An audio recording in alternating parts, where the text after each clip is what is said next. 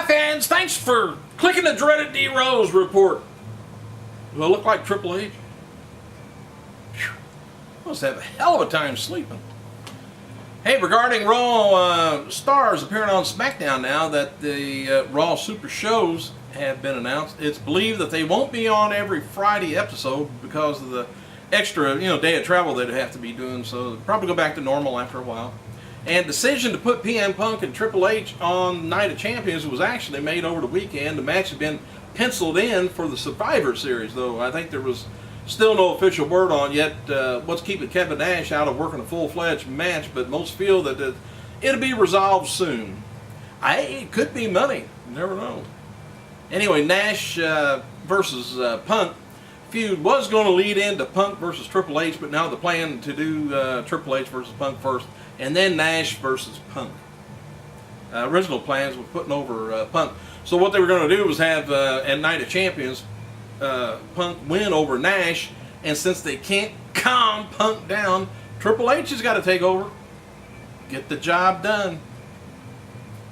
Anyway, Weekly Rock Magazine, Kerrang? Don't know anything about it. Noted on a Twitter account that Jericho is going to be doing some sort of an advice column, like lovelorn stuff, I guess. I don't know. Anyway, fans can email their problems to feedback@kerrang.com, and Jericho will dish out the advice. If you have stain on your shirt or something like that, he'd probably tell you how to get it out, I guess. Hey, August 29th episode of Raw scored a 3.15 rating, up from the 2.97 from the week before, and hours drew about, now this is bad, 3.23 and decreased to 3.06 in the second hour. It's supposed to go up. It's supposed to lead into the main event and take off. But anyway, the program averaged about a little over 4.5 million viewers. Like I said, it was up a little bit from last week. They got to keep that Raw momentum going because they got some stiff competition as soon as the old NFL comes in with after you get them with the preseason. August 26th episode of AM Raw brought in about 0.44 rating, about 500,000 people. And a electric guitar autographed by Kevin Nash is up for auction. You might want to check that out. I don't know why he's gotten a guitar in his hand. Dwayne "The Rock" Johnson surpassed 1 million followers on Twitter. And regarding this momentous occasion, the Great One wrote, "Team, bring it. 1 million strong. We're getting started. Proud to be," whatever. WrestleMania opponent, 28 opponent, John Cena, only has 871,000. I think I got 20. I don't know. Probably nobody followed me. They just joined up to see what the fuck I'm doing. Anyway, another reason why WWE is bringing SmackDown stars over Raw is, of course, because they're hoping that star power is going to be helping the SmackDown ratings, and vice versa. Quarter-hour ratings with top names have been doing well, but the numbers of some sort of mid-card talent aren't doing so well. So whenever they come out to wrestle, the mid-carders, it's bathroom break time. They feel internally that it needs more big names on Monday Night Raw. Jim Ross will be hunting with Shawn Michaels on the upcoming episode of Shawn's McMillan's Rivers Adventures on the Outdoor Channel. Stay tuned. Jerry Lawler has apparently been told to lay off of Vicky Guerrero when it comes out to making jokes about her weight. We can't do that no more. Maybe now we can make fun of her flabby armpits or her teeth. Alright. Of course, that'd be bullying. We just can't do that. We gotta be all nice and mushy. Milk toast. Anyway, WWE Raw brand is heading to Puerto Rico for a mini tour. Officials are hoping that, of course, Alberto will have his visa issues worked out in Mexico and be able to join them for the events. I told you, just stick him in the trunk of a car. He gets there just like everybody else does. He'll be in America. TNA knockout Mickie James turns 32 years old, while Jeff Hardy turns 34 if the judge lets him. There's still no decision internally on the Bound for Glory. Who's going to win the Bound for Glory series? It's kind of weird. Despite previous reports, there's been no winner picked since the competition began. I don't know. TNA's going to leave us hang there like normal. I still want to know who kidnapped Samoa Joe.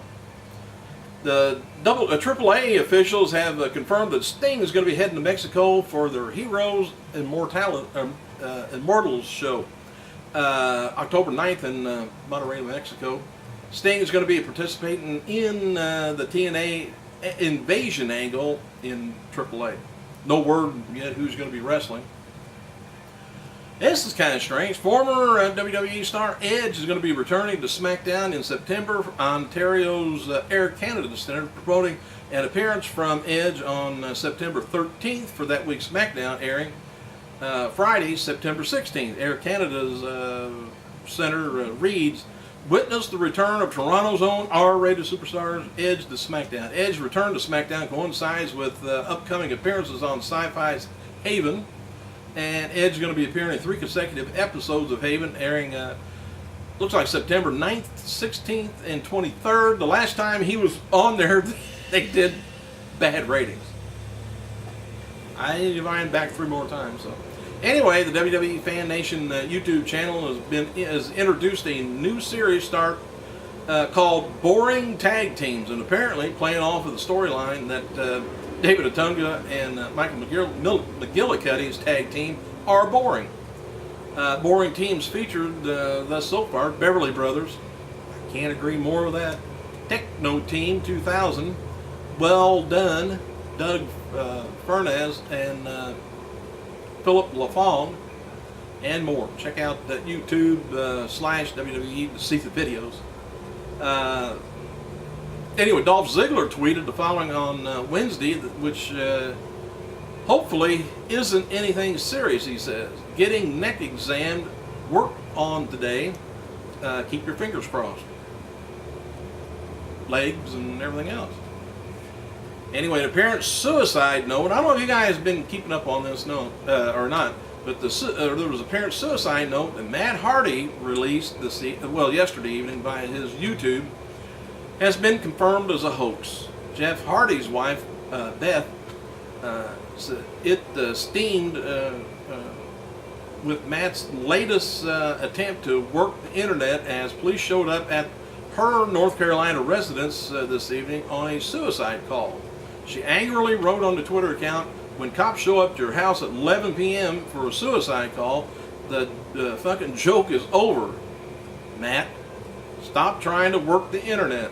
Fans wrote to Brit, who the hell calls 911 and sends them a song and sends them the wrong fucking house too?